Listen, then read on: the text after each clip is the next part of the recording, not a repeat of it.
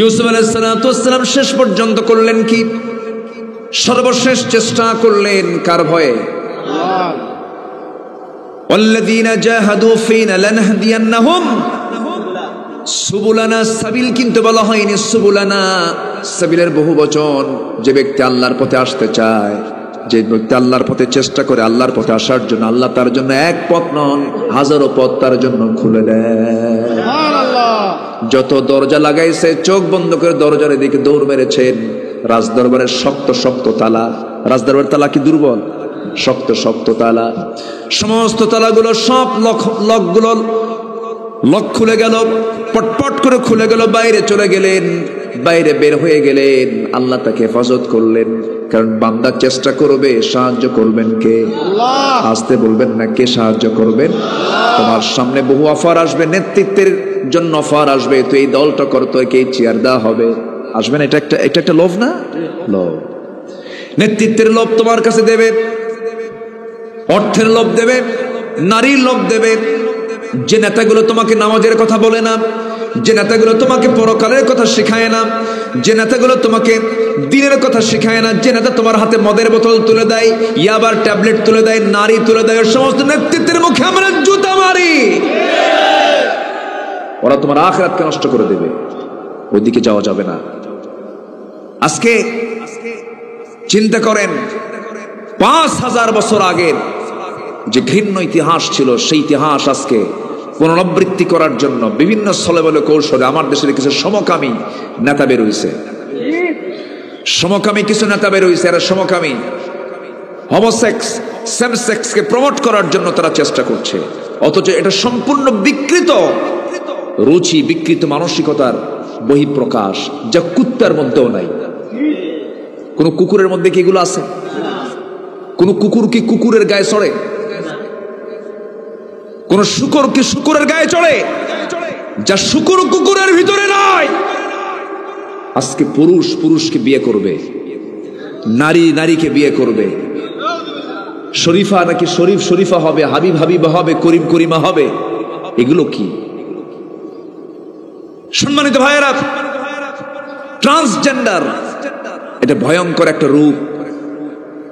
যারা বিকৃত, যারা নারী থেকে পুরুষ হতে চায়, পুরুষ থেকে নারীর স্বরূপ ধারণ করতে চায়, রাসূল তাদেরকে লানত করেছেন। আল্লাহ লানত তাদের উপরে। আজকে এগুলোকে প্রমোট করার জন্য আমার দেশে চেষ্টা করা হচ্ছে। সিলেবাসের মধ্যে পর্যন্ত ঢুকায় দেওয়া হয়েছে। ক্লাস 10-এর সামাজিক বিজ্ঞান বইয়ের ভিতরে, ক্লাস 10-এর সামাজিক বিজ্ঞান বইয়ের ভিতরে ফিলিস্তিনের মানচিত্র না দেখায় ইসরায়েলের মানচিত্র দেখানো হলো কেন? ফিলিস্তিন অবৈধ না ইসরায়েল অবৈধ? অবৈধ কোনটা? অবৈধ মানচিত্র আমার দেশের শিক্ষা ব্যবস্থার মধ্যে ঢুকানো হয়েছে। বন্ধু আমাদের কারা? ইসরায়েল না ফিলিস্তিন? কারা বন্ধু আমাদের? ফিলিস্তিন। কিন্তু ফিলিস্তিনের জঙ্গি বলে। ফিলিস্তিনে কি বলে? জঙ্গি। মুসলমান কিছু কইলে জঙ্গি।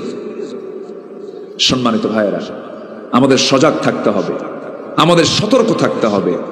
আমাদের কি, আমরা মুসলমান, আমাদের দায়িত্বশীল হতে হবে। প্রত্যেকটি অন্যায়ের বিরুদ্ধে অবশ্যই আপোষহীন হওয়ার দরকার আছে না নাই? মোকাবেলা করে সামনে দাঁড়াতে হবে। ফাকিম ওয়াজহাকা লিদ্দীনি হানিফা। তুমি তোমার চেহারাকে আল্লাহর সামনে আল্লাহর অভিমুখী করে দাঁড়িয়ে যাও। বসে থাকার কোনো সুযোগ।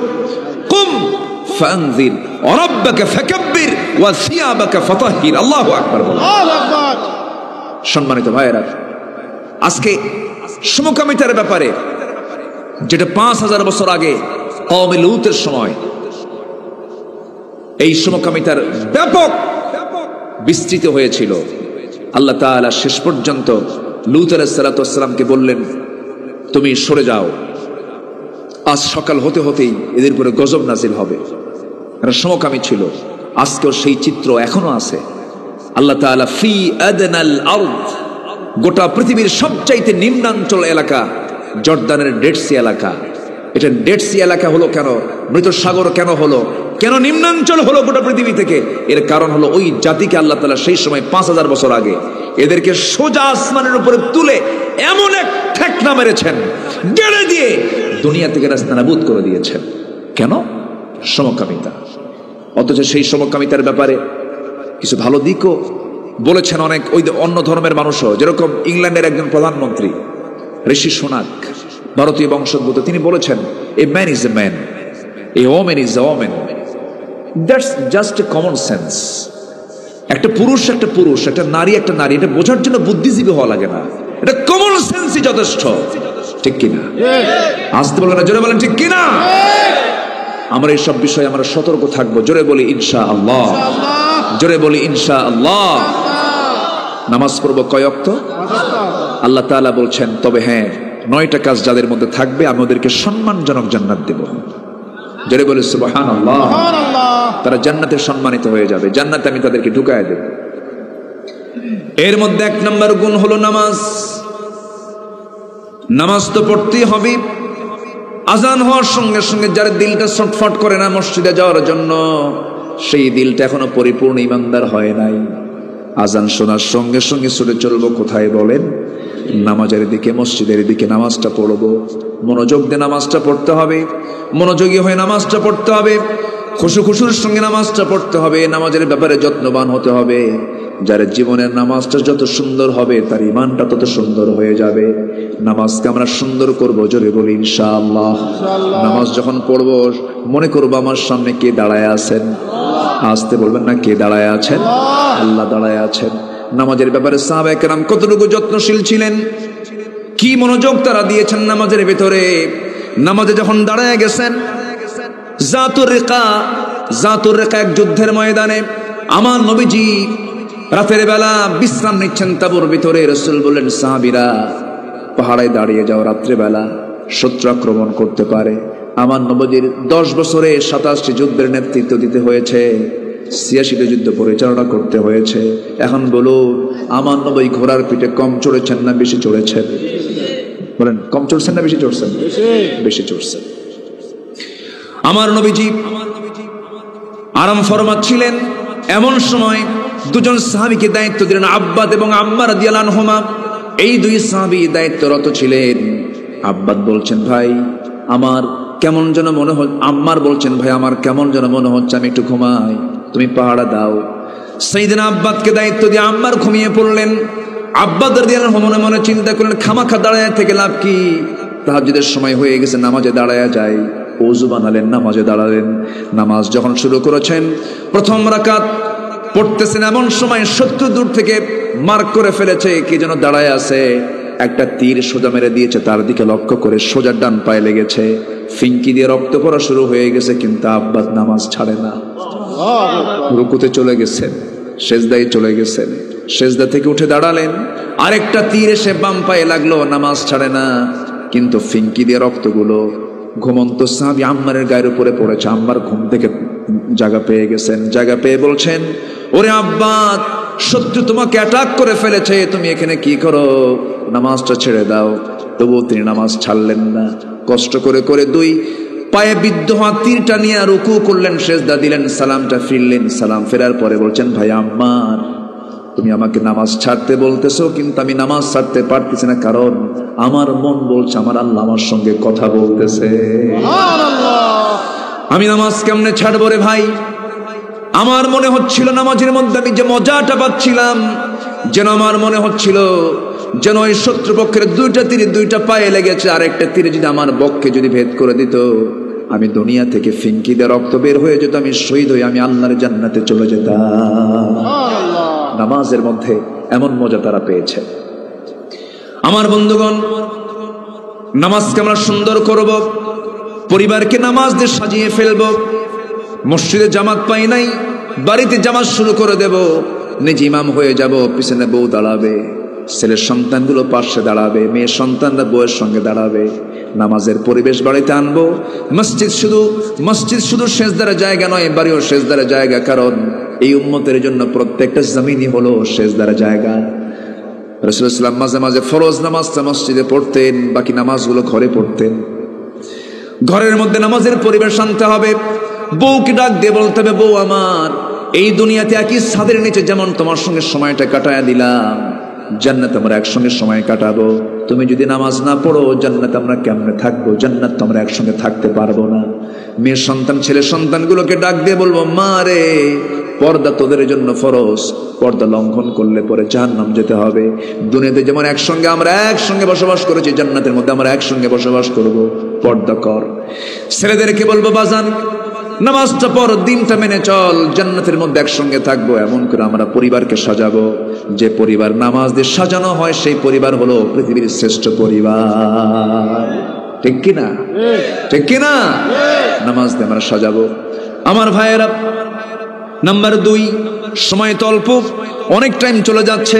9টা পয়েন্ট নিয়ে আমি আজকে কথা বলি, শেষের দিকে যাব। নাম্বার 2 হলো আল্লাহ রাব্বুল আলামিন সুন্দর করে বলছেন, ওয়াল্লাযীনা ফি আমওয়ালিহিম হাক্কুম মা'লুমুন লিস-সাইলি ওয়াল মাহরুম।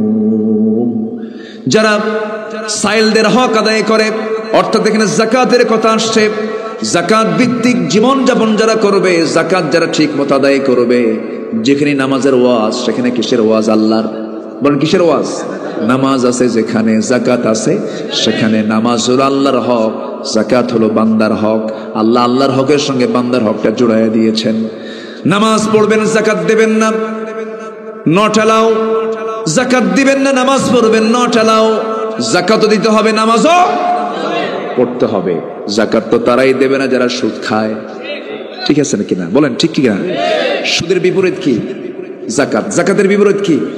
সুদ। সুদ যারা খায় তারা আবার আল্লাহকে বলে কি জানেন? আল্লাহর কাজ নাই কাম নাই, আল্লাহ আবার উল্টা ট্যাক্স ধরছে। যাকাতকে ট্যাক্স বলে, যাকাতকে জরিমানা বলে। আছে না? এরকম আছে না?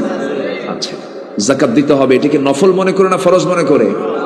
যার কাছে একটা আইফোন আছে, যার কাছে একটা আইফোন, অর্থাৎ কারো কাছে যদি নিসাব পরিমাণ সম্পদ, 52 তোলা রৌপ্যের পরিমাণ, এমন জাতীয় টাকা বা সম্পদ যদি কারো কাছে থাকে অস্থাবর,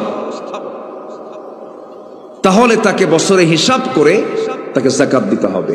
1 লক্ষ টাকায় 2,500 টাকা, 1 কোটি টাকায় 2.5 লক্ষ টাকা। ব্যাংকিং হিসাব অনুযায়ী যদি আমার দেশে যাকাত আদায় হতো, এই দেশে 5 বছর যদি যাকাত ঠিক মতো আদায় করা হতো, একটা গরিব খুঁজে পাওয়া যেত না।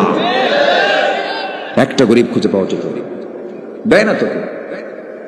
যাকাত দেয় না তো? যাকাত দেয়? কে দেয় যাকাত? হ্যাঁ, নিজে খায় হালায়। হ্যাঁ হ্যাঁ, লটের কাপড়। যাকাত মানে হলো লুঙ্গের, মানে মাছ মারা শাড়ির কাপড়, যা দিয়ে মাছ মারা যাবে, জাল জাল, তাই না? যাকাতের কাপড়গুলো হবে অনুন্নত না উন্নত? তুমি নিজে যা পড়বে তোমার অধীনস্থকে তাই পড়াবে। তুমি যা নিজে পছন্দ করবে অপরের জন্য তাই পছন্দ করবে। মা ইউহিব্বু লিনাফসিহি, নিজের জন্য পছন্দ যা করবে অপরের জন্য তাই পছন্দ করবে। আমার দেশে এমন রেকর্ড আছে, যাকাতের লুঙ্গি নিতে চায় শহীদ, আছে না? রেকর্ড আছে না? 17 জন 18 জন 20 জন 30 জন করে মরে লাইনে লাইনে। এবং যাকাতের এই লুঙ্গিটা আবার নির্বাচনী খরচের মধ্যে ফেলে দেয়। কিসের খরচের মধ্যে? নির্বাচনী খরচ। আল্লাহ বোঝে না? আজ থেকে আল্লাহ বোঝেন না? আমি কি আলোচনা চালাবো? কারো কোনো অসুবিধা হচ্ছে নাকি? আলোচনা চলুক, জোরে বলি ইনশাআল্লাহ। তাহলে নামাজের পরে আল্লাহ তাআলা যাকাতের কথা বলল, আরো ব্যাপক বিস্তৃত ভাবে শিখে নেব। কারণ জান্নাত পেতে হলে মেহনতের দরকার আছে না নাই? আসতে বলবেন না, আছে না নাই? আপনি কোরআনটাই পড়তে পারেন না, সব পারেন, তাহলে কেন হলো? কেমন কেমন হবে এটা? আল্লাহ যদি প্রশ্ন করেন কি জবাবটা দেব? জবাব তো দিতে পারবো না।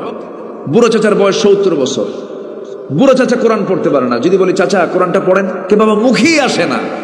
যদি বলি চাচা চান্দিনা পৌরসভার মোড়ে মডেল মসজিদের সাথে আপনার 4 কাঠা জায়গা আছে, এটার দাগ নাম্বার কত? কে 93।